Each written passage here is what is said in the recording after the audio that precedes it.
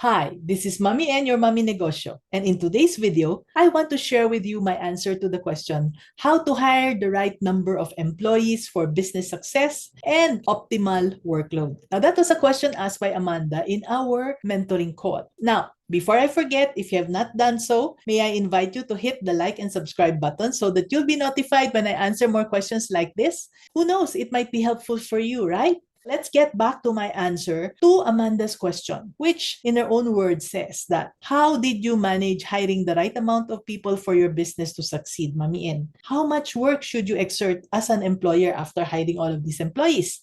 Let's dive into a story to better understand this. So Amanda, we found out later that she's a very hardworking woman with a small business. She finished college, but she has a big dream. She did not want to just take on any job. She wanted to focus on building her business so that her business would grow. But at a certain point, as it was growing, she felt confused and she didn't know how many workers she needed. She was afraid to be spending so much, and also she did not know what was reasonable for her. How much work should she do in her business? When she heard that I have been in business for a long time, actually 40 years, so she came and applied as my coaching client. With my coaching clients, what I usually do is I talk to them about stories of previous coaching clients without naming names, of course. This lady, let's call her Alynn. The coaching client story that I told Amanda is about Alynn. Alynn first knew that she had to understand her business. What is it exactly that her business needed? So that was the first assignment I gave Alynn. She realized that, oh, okay, I just need two people to help me sell items. I was always doing all the selling, Mami In. That's what she said. And at first it was enjoyable, but eventually it became very tiring. And therefore, because that was her diagnosis, she got two salespeople and she trained them. How did she hire those two people and how did she train them? I shared with her a process of finding out who are the best people for the certain job that you would like to hire for.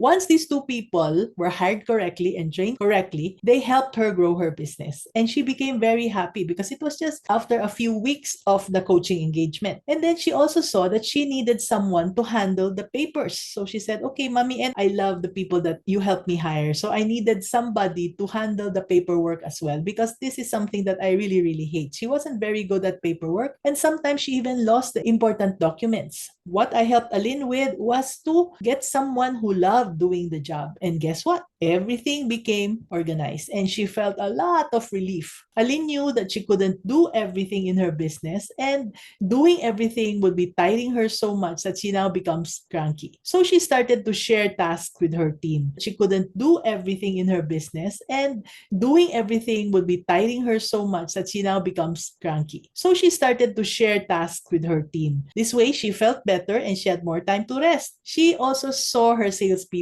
look tired at a certain point. So she said, Mommy, and probably my people are overworked, so let us hire one more salesperson. And after hiring that extra salesperson, everybody became happier and they worked better. So training was another component that was very important for Alynn. She really spent time teaching her team on how she wanted things to be done, how to sell, how to fix the paperwork, and all of those things. After teaching them the basics, she was excited that one of the people that she trained even came up with a better idea for selling. This new employee suggested something and they tried it and it worked. Alynn was so proud. And of course, I was also proud. Of course, in any business, handling money is very important. So Alynn checked how much she could spend without any problems in her business. She only hired people whom she could pay. She had all her expenses under control. And of course, she also set aside some money that she planned for the future, because she knew that she would be growing her business. And as she grows her business, she would need to have more people. The problem with a lot of people is that they just have enough to pay for existing employees and not set aside extra. In any business, an extra amount of money should be prepared to hire more people so that these people will now grow the business. You don't hire the people first before looking for the money to pay them. You have to prepare the money to pay them before you hire them, right? So if you want to get more helpers later, then you need to have